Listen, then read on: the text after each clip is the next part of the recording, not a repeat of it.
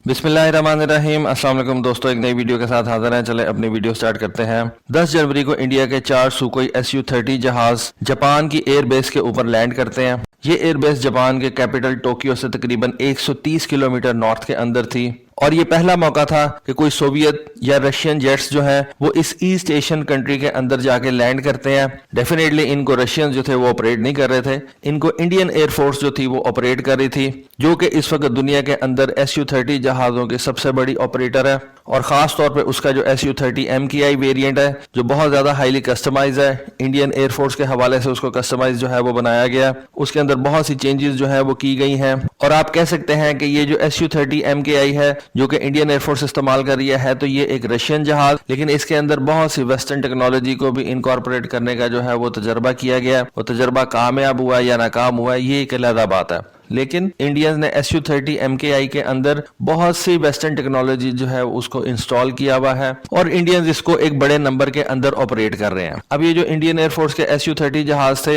ये बेसिकली एक एक्सरसाइज के लिए गए हुए हैं जापान, और इस एक्सरसाइज का नाम था वीर गार्डियन एक्सरसाइज। ये एक्सरसाइज 12 जनवरी से लेकर 26 जनवरी तक जो है वो कंडक्ट की गई। इन रशियन जहाजों ने जापान का जो सफर तय किया उसके अंदर इन्होंने थाईलैंड और फिलीपींस के अंदर जो है वो थोड़ा सा स्टे किया। इन Su-30 जहाजों के साथ साथ इंडियन एयरफोर्स का एक C-17 globe master transport aircraft भी शामिल था और प्लस इनके साथ साथ एक IL-78 टैंकर जेट जो है वो भी फ्लाई कर रहा था।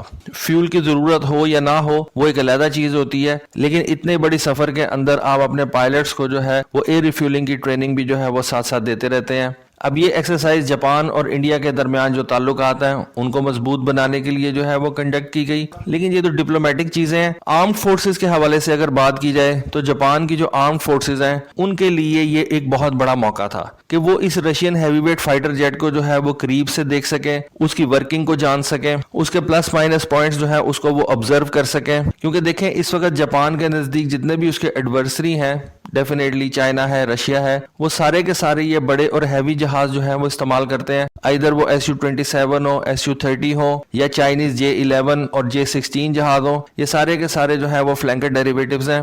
और जापानीज एयरफोर्स के लिए ये एक बहुत अच्छा मौका था कि वो इन फ्लैंकर जहाजों को नजदीक से देख सकें और उनकी वर्किंग जो है उसको ऑब्जर्व कर सकें।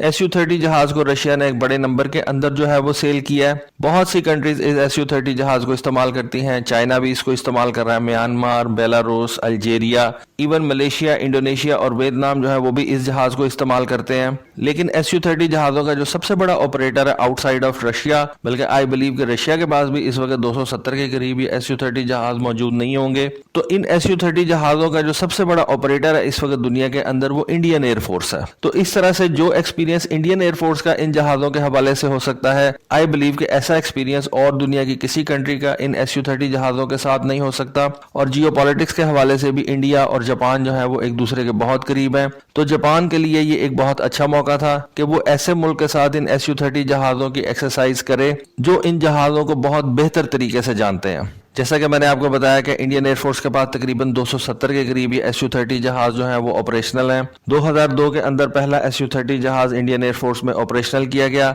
और इसका आखिरी ऑर्डर जो है वो 2020 के अंदर इंडियन एयरफोर्स ने प्लेस किया था। इंडिया के Su-30 जहाज़ों के अंदर बहुत सी टेक्नोलॉजीज जो है वो Su-27M और Su-37 जहाज से जो है वो ली गई हैं। खास तौर पे Su-37 का रेडार जो है और Su-27M के कंट्रोल कैनार्ड्स जो हैं वो इस जहाज के अंदर इनकॉर्पोरेट किए गए हैं। इसका जो AL-31 FP इंजन है वो थ्रस्ट वेक्टरिंग नोजल्स के साथ आता है और आप कह सकते हैं कि ये दुनिया के उन पहले जहाज़ों के अंदर से था जिसके अंदर इलेक्ट्रॉनिकली स्कैन्ड अरे रेडार जो है वो इंस्टॉल किया गया था। ऑल्दो हमें पता है कि इस Su-30 जहाज के अंदर एक पैसिव इलेक्ट्रॉनिकली स्कैन्ड अरे रेडार था और आजकल इन पैसिव इलेक्ट्रॉनिकली स्कैन्ड अरे रेडार से एक एक्टिव इलेक्ट्रॉनिकली स्कैन्ड अरे रेडार जो है वो बहुत अच्छी परफॉर्मेंस देता है। लेकिन फिर भी आप ये कह सकते हैं कि Su-30 उन पहले जहाज़ों के अंदर से था जिसमें कोई भी इलेक्ट्रॉनिकली स्कैन्ड अरे रेडार जो है वो इंस्टॉल किया गया था। इंडिया इन जहाज़ों को अमेरिका रेड फ्लैग एक्सरसाइजेस के लिए भी लेके गया था। वहां पे इन जहाज़ों को अमेरिकन पायलट्स ने बहुत ज्यादा क्रिटिसाइज किया था और कुछ लीक्ड वीडियोस जो हैं वो भी सामने आई थी जिसमें अमेरिकन F-15 के पायलट्स जो हैं वो इस जहाज को क्रिटिसाइज कर रहे हैं।